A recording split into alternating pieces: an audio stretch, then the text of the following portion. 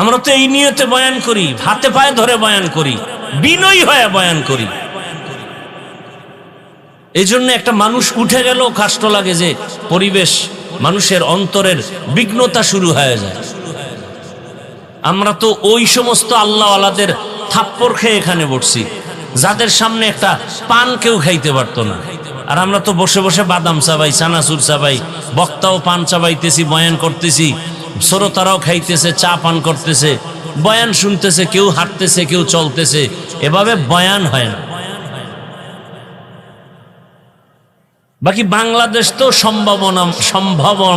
সম্ভাবনাময় দেশ, এখানে সবই সম্ভব, আকামও সম্ভব, ভালো সম্ভব। এটা এমন এক সম্ভাবনাময় দেশ যে মেয়েকে নিয়ে বাবা হোটেলে থাকে, আর বাবায় বলে তুই আমার আজকে মেয়ে না, তুই আমার কাছে স্ত্রীর সমতুল্য।